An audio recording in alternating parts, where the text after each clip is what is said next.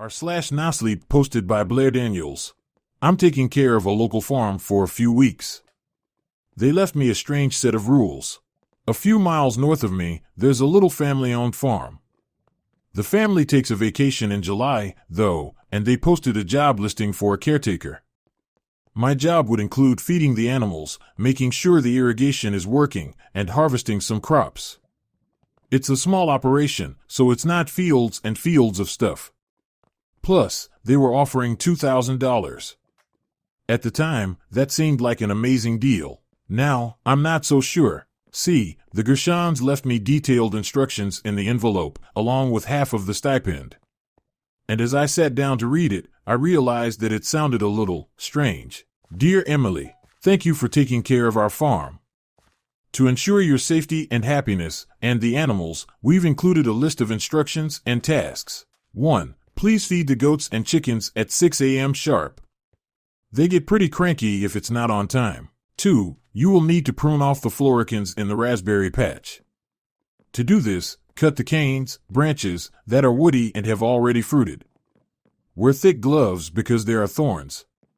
If you do get cut, immediately head inside and call Dr. Livesey to make sure your wound is not infected. 3. The sunflower field is easy to maintain and brings beauty to our farm.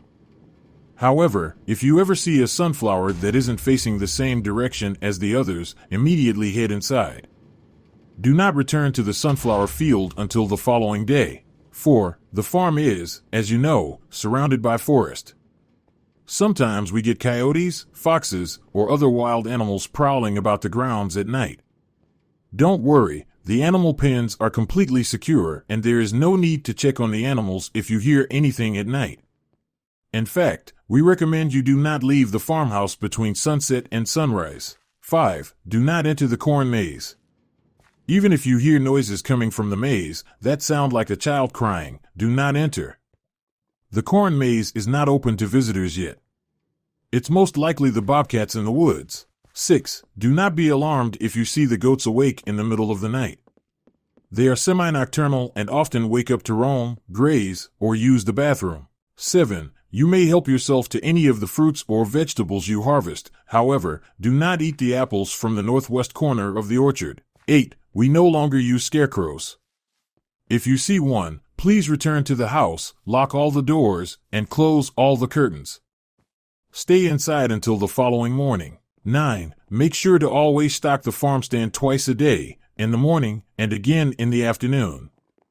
At night, take all unsold produce inside and store it in the refrigerator. 10. We do not own any pigs. Thank you so very much, Emily. The Gershons. I glanced out the window. The sun was hanging low over the trees, orange rays filtering through the forest.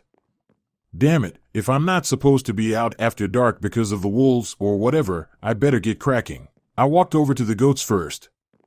They huddled close to me as I filled their food bins, staring at me with their weird slit pupils. I tried to get it done as quickly as possible. Goats, honestly, freaked me out a little bit. As I hurried away, one with black and white fur pushed its little face through the fence. Maia, it bleated, staring at me. The chickens were more skeptical of me, staring at me and letting out long bow walks as they bobbed their heads. As soon as they realized I had food, though, they came over and pecked the ground. They were pretty cute, actually. I locked the gate and turned back towards the house. I froze. Across the field from me stood the field of sunflowers. Bright golden petals and dark centers, swaying slightly in the wind. But while all of them tilted away from me, facing the dying sun, one of them, near the edge of the field, was instead facing me. I stared at its pitch-black center. Didn't the note say something about that? Go inside, if one of the sunflowers is pointing a different way. I locked up the chicken gate. Then I strode across the grass towards the old farmhouse, still carrying the bag of chicken feed. I was halfway to the house when I turned around again. I wish I hadn't. The sunflower was still facing me. Even though, based on my path, it shouldn't have been. I picked up my pace towards the house. Oh, come on, what do you think's gonna happen? That sunflower is gonna chase after you and murder you? My brain knew it was stupid, but there was something instinctual, a gut feeling, that forced my legs to pump harder. I didn't even bother dropping the feed off at the shed. I raced into the house and locked all the doors. Phew. Safe. I took a final glance out at the sunflower. Then I went into the tiny kitchen and started some water boiling for pasta. By the time I was sitting down to eat, I was shaking my head. So stupid. Afraid of a sunflower. Something woke me up in the middle of the night. I sat up, my neck aching from the crappy pillow they'd left for me. I looked around my tiny bedroom, but nothing seemed amiss. Well, of course there were things amiss, like the peeling paint and the light bulb that flickered and the clogged toilet. But nothing different. I yawned and checked my phone. 3:12 a.m. Sighing, I settled back into sleep, but before I drifted off, I heard it. A small, high-pitched noise, coming from outside. I slowly forced myself out of bed and walked over to the window. Underneath me, the farm sprawled out into the darkness, but it was distorted in the old glass, shapes and colors bleeding into each other like running paint. I flipped the window lock and pushed it open, the wood squeaking loudly in my ears. I listened. Silence. Then, help me. A voice.